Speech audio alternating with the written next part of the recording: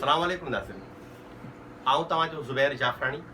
मुझे YouTube channel के subscribe करियो, बेल आइकन के बटन के दबाइंदे पंहिंजे दोस्तन ते वंड करियो त जीअं सिंध जे तमामु नामवर शाइरनि जी शाइरी अवां ताईं पहुची सके।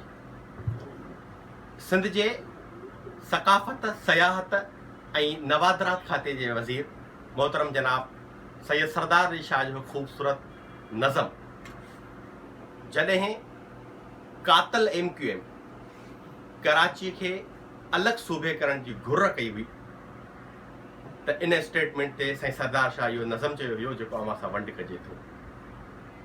शाइर चए थो, असां लाइ सिंध वतन आहे, असां लाइ सिंध वतन आहे, असांजे रूह ते पातल असां लाइ ॼण बदन आहे। इहा ई आहे ज़मी मुंहिंजी, इहो मुंहिंजो गगन आहे। इहा ई आहे बिश्त मुंहिंजी, इहो बाग़े अदन आहे। इहो ई आहे अंदरि मुंहिंजो, इहो दिलि देस मुंहिंजो आहे। बिना जंहिंजे उगाड़ो मां वतनी वेस मुंहिंजो आहे। चवीं थो जिस्म मुंहिंजे तां इहो वेस तूं लाहींदे, चवीं थो जिस्म मुंहिंजे तां इहो वेस तूं लाहींदे, करे लीड़ूं लिंगन जूं तूं बदन मुंहिंजे खे विराईंदे, कंदे टुकड़ा मोहब्बत जा तूं नवा नक्शा ठाहींदे, इहे नाटक रचाईंदे।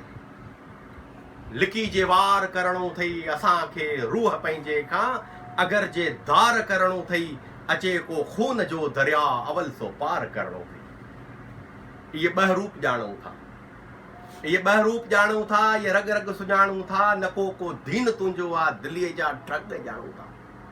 सदा तूं नान जो नौकर, मिट्टी जो मान छा ॼाणे। गंगा जमुना जे पाणीअ सां निभायो तो न नातो, सिंधूअ जे झल ते जीअंदे सिंधूअ सां वेर तो लाथो। सिंधू जो पीउ आहे मुंहिंजो, सिंधू जा माउ वांगुरु आहे, गुलनि जहिड़ा बचा जनमे, सिंधू जा वाह वांगुरु आहे। असां का थञ थुअर जी न पीती आहे न पीअंदासीं, सदा ममता जी झोलीअ में जुगनि जा जुग जीअंदासीं। उतर थर लाड़ ऐं काछो इजो पिया ॼण गिचीअ तुंहिंजे, ढंढूं धोरा सिंधूअ सागर वतन जा वड़ गिचीअ तुंहिंजे। जॾहिं हे विज जीअं वांगे तिखी का ढोड़ थी ईंदा, कलाची कुन पे कुंभंदो जॾहिं गजगोड़ थी ईंदा, इहे नक्शा तुंहिंजे लाइ गिची जो नोड़ थींदा। वतन जे राह रेटे सां खिली खेड़े सुम्हण वारा, मिटी के ॾेई मथां पंहिंजे वतन वेड़े सुम्हण वारा। वतन में साह जिन जो आहे, वतन तिन जे लाइ बदन आहे। वतन ते पढ़ियो जिन कलमूं, वतन तिन लाइ कफन आहे। असां लाइ सिंध वतन आहे, असां लाइ सिंध वतन आहे। वॾी महिरबानी साईं।